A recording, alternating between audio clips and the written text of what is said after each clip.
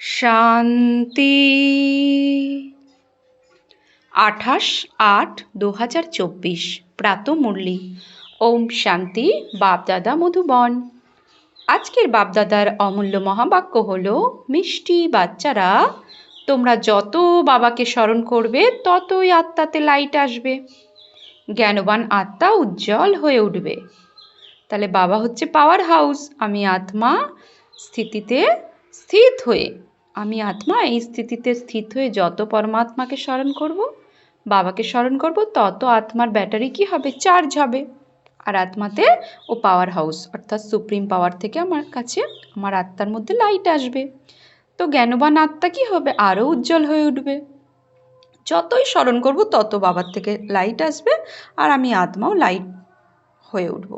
আত্মাতে light আসবে আর জ্ঞানবান আত্মাও অতি উজ্জ্বল হয়ে উঠবে। প্রশ্ন: মায়া কোন বাচ্চাদেরকে এতটুকুও বিরক্ত করতে পারে না? উত্তর: যারা সুপরিপক্ক যোগী হয়, যারা যোগ বলের দ্বারা নিজের সব কর্মেন্দ্রিয়কে শীতল করেছে, যারা যোগে থাকারই পরিশ্রম করে, মায়া তাদের এতটুকুও বিরক্ত করতে পারে না। যখন তোমরা বলিষ্ঠ যোগী হয়ে যাবে তখন সুযোগ্য হবে। সুযোগ্য হওয়ার জন্য সর্বাগ্রে কি দরকার? পিওরিটি দরকার।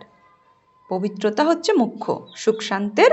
সুখ শান্তির জননী হচ্ছে পবিত্রতা। ওম শান্তি। মিষ্টি মিষ্টি বাচ্চাদেরকে বাবা বসে বোঝাচ্ছেন, অজ্ঞানতার বশে তোমাদের আত্মা ডাল হয়ে গেছে।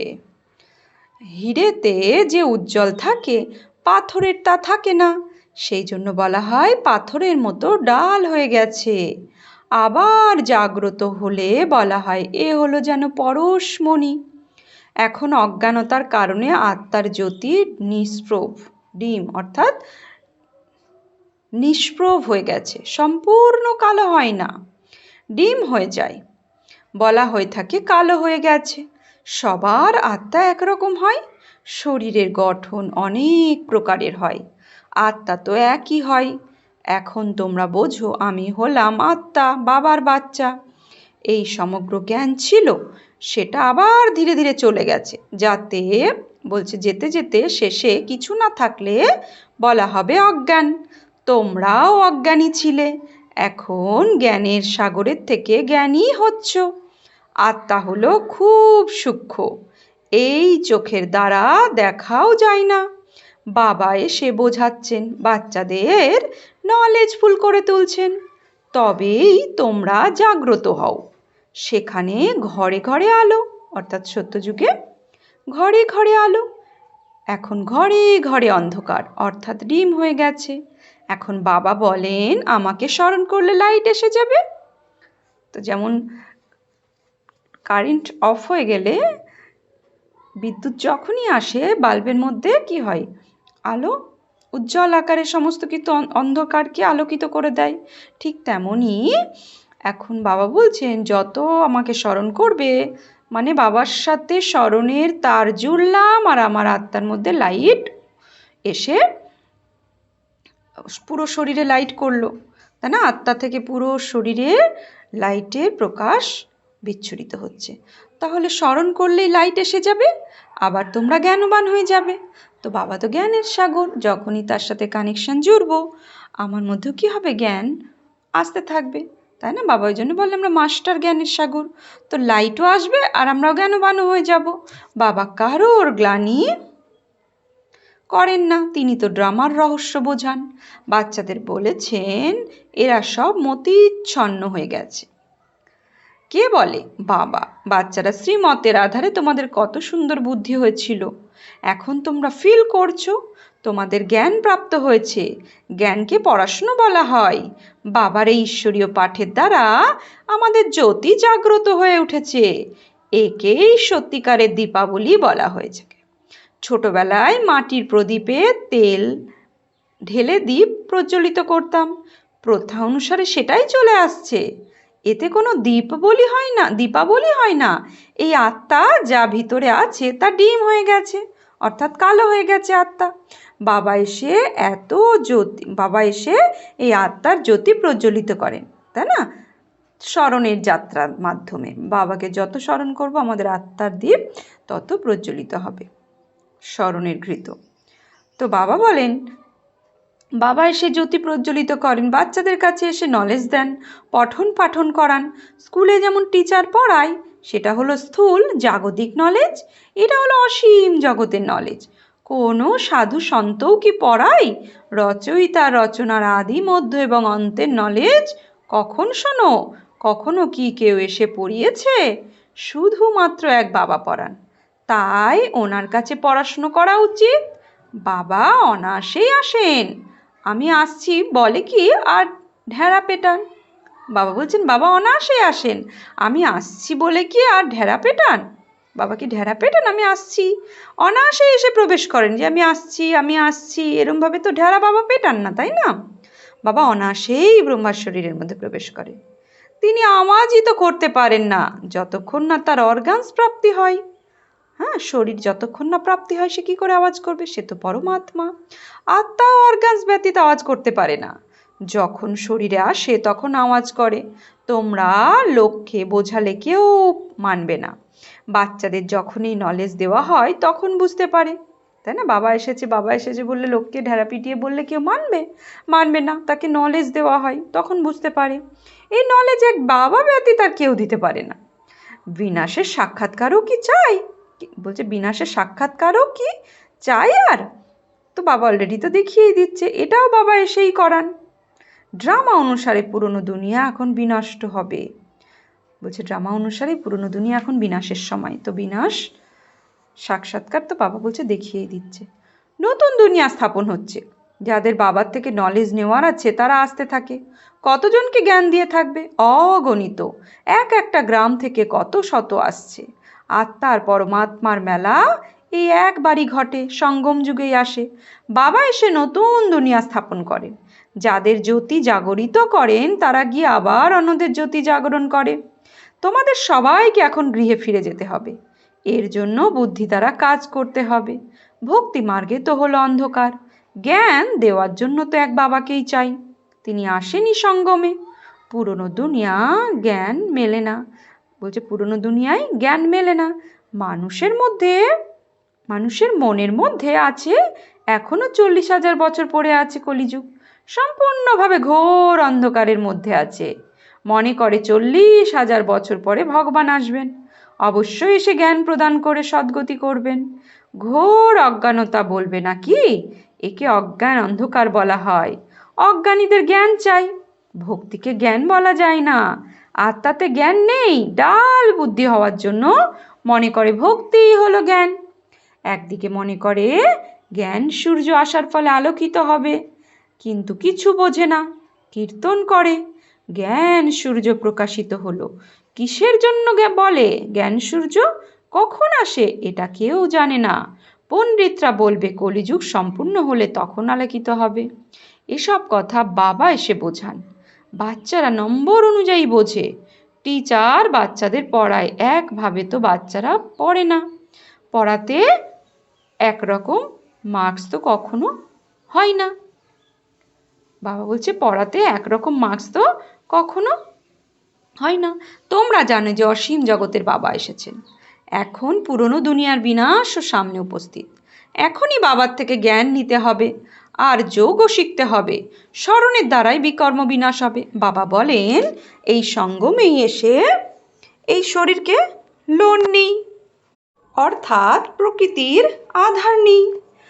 আর গীতাতেও এই শব্দ আছে। তো বাবা এরাকে বললো, এই শরীরের লোন নিই। কোন শরীরের? এই ব্রহ্মার শরীররূপী প্রকৃতির আধার নেন। শরীর 5 তত্ত্বের তৈরি, তাই না? অগ্নি, জল, বায়ু, আকাশ, পৃথিবী। তো এই 5 প্রকৃতিকে নিয়েই তো শরীর, তাই এই শরীরও এক রকমের প্রকৃতি। তাই বাবা বলছে, এই 5 তত্ত্বের নির্মিত শরীররূপী প্রকৃতির আধার নেই।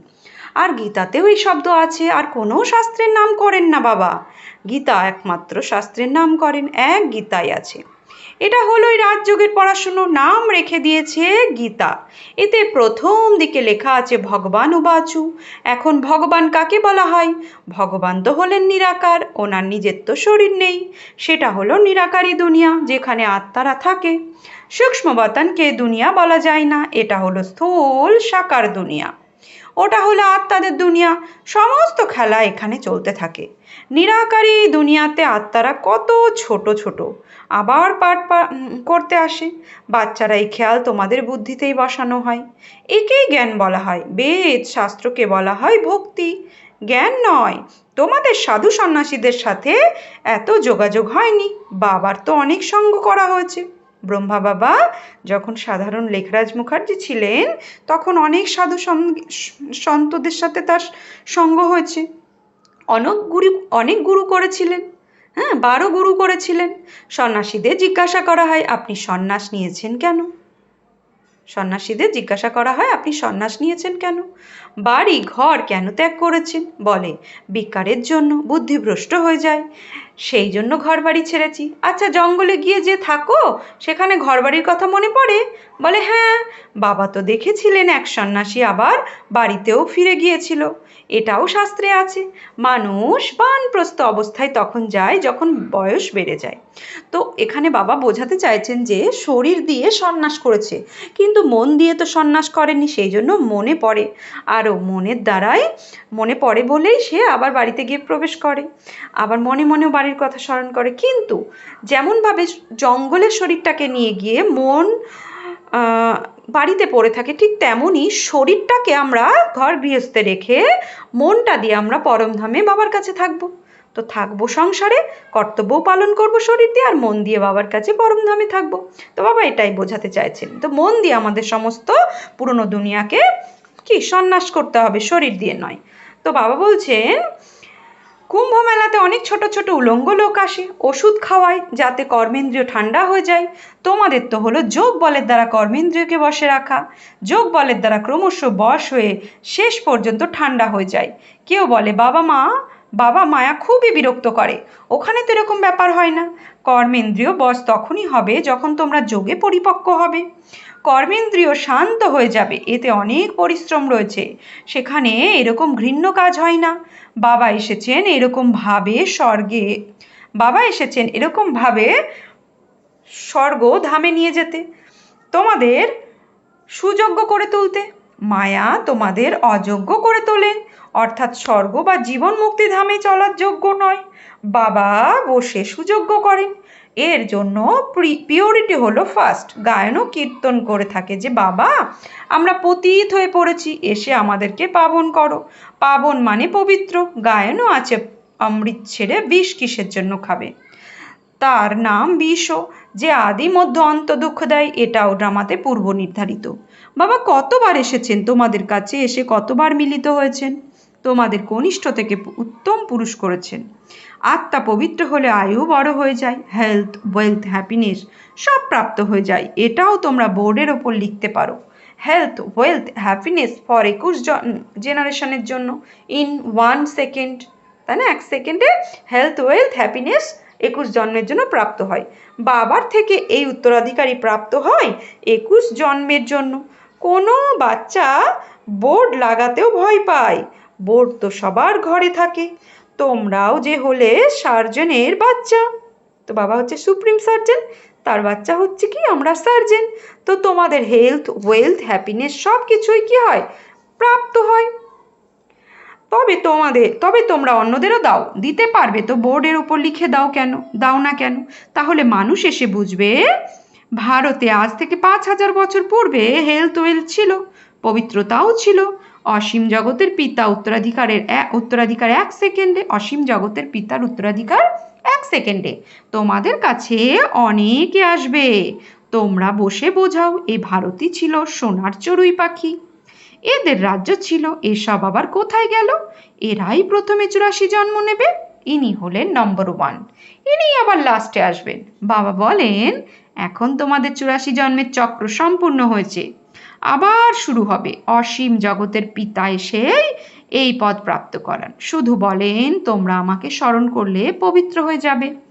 84 জন্মকে জেনে বাবার থেকে উত্তরাধিকার নিতে হবে, তার জন্য পড়াশুনো তো দরকার আছে। তোমাদের বলা হয় সদর্শন চক্রধারী, নতুন কেউ তো বুঝতে পারবে না। তোমরা জানো যে আত্মাকে বলা হয়। আমি আত্মা যে পবিত্র ছিলাম, শুরুর থেকে 84 জন্ম চক্র আবর্তিত করেছি। সেও আবার বোঝান, তোমরা প্রথম দিকে শিবের ভক্তি শুরু করেছিলে, তোমরা তো অব্যভিচারী ভক্ত ভক্ত ছিলে, বাবা ব্যতীত কিছুই বোঝাতে পারবে না। বাবা ব্যতীত কেউ কিছুই বোঝাতে পারবে না। বাবা বলেন, মিষ্টি মিষ্টি বাচ্চারা, তোমরা সর্বপ্রথমে এই জন্ম নিয়েছিলে। কেউ বিত্তশালী হলে বলবে আগের জন্মে সে ওরকম কর্ম করেছিল, কেউ রোগী হলে বলবে পুরনো কর্মের হিসাব কিতাব রয়েছে। আচ্ছা, এই লক্ষ্মীনারায়ণ কি কর্ম করেছিল এটা বাবা বসে বোঝান। এনার 84 জন্ম সম্পূর্ণ হলে আবার ফার্স্ট নম্বরে আসতে হবে। ভগবান সঙ্গম যুগে এসেই রাজযোগ শেখান। এখন তোমরা মনে করছো যে বাবা আমাদের রাজযোগ শেখাচ্ছেন, আবারও তোমরা ভুলে যাবে কর্ম অকর্ম বিকর্মের গুচ্ছ গতিও। বাবা বুঝিয়েছেন রাবণ রাজ্যে তোমাদের কর্ম বিকর্ম হয়ে যায়, সেখানে কর্ম অকর্ম হয়। সেখানে রাবণ রাজ্যই নেই, বিকার হয় না, সেখানে হলোই যোগবল। যখন যোগবলের দ্বারা আমরা বিশ্বের মালিক হব, তো অবশ্যই পবিত্র দুনিয়াও চাই। পুরনো দুনিয়াকে অপবিত্র পুরনো দুনিয়াকে অপবিত্র, নতুন দুনিয়াকে পবিত্র দুনিয়া বলা হয়। ওটা হলো ভাইসলেস ওয়ার্ল্ড, এটা হলো ভিসেস ওয়ার্ল্ড বা দুশ্চরিত্র দুনিয়া। বাবাই সেই বেশ্যালয়কে শিবালয়ে পরিণত করেন। বিষযুক্ত আলয়কে বেশ্যালয় বলা হয়, বিষয় বিকারে ভরা। তো বাবা এসে শিবালয় পরিণত করে। সত্যযুগ হলো শিবালয়, শিব বাবা এসে তোমাদের সত্যযুগের জন্য সুযোগ্য করে তুলছেন। লক্ষ্মী নারায়ণের মন্দির গিয়ে তোমরা জিজ্ঞাসা করতে পারো, তোমাদের জানা আছে এনারা এই পদ কিভাবে প্রাপ্ত করেছেন, বিশ্বের মালিক কিভাবে হয়েছেন? বাবা বলেন, তোমরা জানো না, আমি জানি। তোমরা বাবার বাচ্চারাই বলতে পারো যে আমরা আপনাদের বলতে পারি এনারা এই পদ কিভাবে প্রাপ্ত করেছেন। এরাই সম্পূর্ণ 84 জন্ম নিয়ে তারপর পুরুষোত্তম সঙ্গম যুগে আসলে বাবা রাজযোগ শিখিয়েছেন আর রাজত্ব দিয়েছেন। এর আগে নম্বর 1 পতিত ছিল, আবার নম্বর 1 পবিত্র হয়েছে। সম্পূর্ণ রাজধানী বা রাজত্ব ছিল। তোমাদের চিত্রতে তো সব ক্লিয়ার আছে। এদের রাজ্য কে শিখিয়েছেন? উচ্চতমের চেয়েও উচ্চ হলেনই পরমাত্মা। দেবতারা তো শেখাতে পারেন না, ভগবানই শেখান, যাকে নলেজফুল বলা হয় থাকে। বাবার টিচার সদ্গুরুও বলা হয় বাবাকে। এই সব কথা তারাই বুঝতে পারে যারা শুরু থেকে শিবের ভক্তি করেছে। মন্দির বানিয়েছে যে তাকে জিজ্ঞাসা করো, আপনি এই মন্দির তৈরি করেছেন? এরা এই পদ কিভাবে প্রাপ্ত করেছে, কবে এদের রাজ্য ছিল, সেটা আবার কোথায় গেল, এখন এটা কোথায় আছে? তোমরা 84 জন্মের কাহিনী বলো তো খুব খুশি হবে। তোমাদের পকেটে একটা চিত্র রেখে দেবে, তোমরা যে কাউকে বোঝাতে পারো। শুরু থেকে যারা শিবের ভক্তি করেছিল তারা শুনবে, খুশি হতে থাকবে। তোমরা বুঝে যাবে ইনি আমাদের কুলের। প্রতিদিন বাবা খুব সহজ যুক্তি সমৃহ বলে দেন। তোমাদের এখন বোধগম্য হয়েছে যে পরমপিতা পরমাত্মাই সকলের সদ্গতিদাতা। 21 জন্মের জন্য সত্যযুগী বাদশাহী প্রাপ্ত হয়ে যায়। 21 জন্মের জন্য উত্তরাধিকার এই পঠন পাঠনের দ্বারাই প্রাপ্ত হয়। টপিক অনেক আছে। বেশ্যালয় আর শিবালয় কাকে বলা হয়, এই টপিকের ওপর তোমরা পরমপিতা পরমাত্মার জীবন কাহিনীতে বলতে পারো। লক্ষ্মী নারায়ণের 84 জন্মের কাহিনীও এটাও একটা টপিক, তাই না? এই টপিকের ওপর বাবা বলছেন সেবা করতে পারো, ক্লাস করতে পারো। তো বিশ্বের শান্তি কিভাবে ছিল, আবার কিভাবে অশান্তি শুরু হলো, বাবা কিভাবে শিবালয় তৈরি করেন আর বেশ্যালয় কেন, এটা তো এসবের ওপর বিস্তারে বোঝানো উচিত। বিশ্বের শান্তি কিভাবে ছিল আর কিভাবে অশান্তি শুরু হলো, এখন আবার কিভাবে শান্তি স্থাপন হতে চলেছে, এটাও টপিক। আচ্ছা, মিষ্টি মিষ্টি হারানিধি বাচ্চাদের প্রতি মাত পিতা বাপ দাদার স্মরণে স্নেহ সুমন আর সুপ্রভাত। আত্মাদের পিতা তার আত্মারূপী বাচ্চাদেরকে জানাচ্ছেন নমস্কার। আমরা আত্মারূপী বাচ্চারা আত্মারূপী বাপদাদাকেও জানাচ্ছি নমস্কার, সুপ্রভাত, ধন্যবাদ। ধারণার জন্য মুখ্য সার। এখন উত্তম পুরুষ হওয়ার জন্য স্মরণের শক্তির দ্বারা আত্মাকে পবিত্র করতে হবে। উত্তম মানে শ্রেষ্ঠ। কর্মেন্দ্রিয়ের দ্বারা কোনো বিকর্মই করতে নেই। 2, জ্ঞানবান হয়ে আত্মাদের জাগরিত করার সেবা করতে হবে।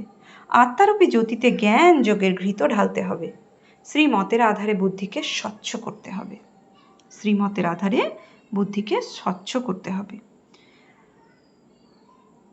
তো বাবা বলছেন বরদান কি বলছেন, পয়েন্ট স্বরূপে স্থিত হয়ে মন বুদ্ধিকে নেগেটিভের প্রভাব থেকে সেফ রাখা, বিশেষ আত্মা ভব।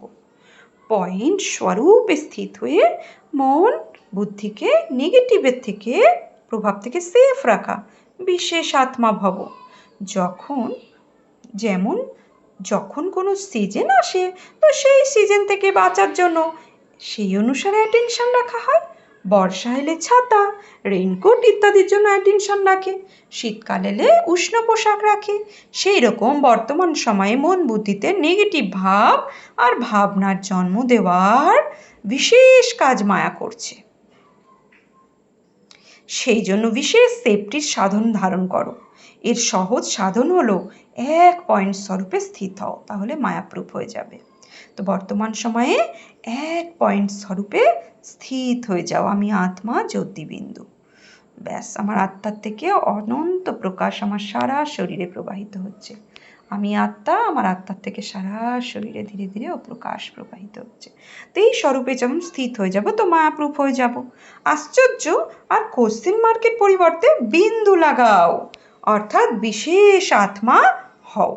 হওয়া, বিন্দু লাগানো মানেই বিশেষ আত্মা হওয়া। স্লোগান: আজ্ঞাকারী হলো সে যে প্রতিটি সংকল্প বাণী আর কর্মে জি হুজুর করে। আজ্ঞাকারী হলো সে যে প্রতিটি কর্মে সংকল্প আর বাণী আর কর্মে কি জি হুজুর করে। তো আজকে সমান নেব, আমি বিশেষ আত্মা। ওম শান্তি।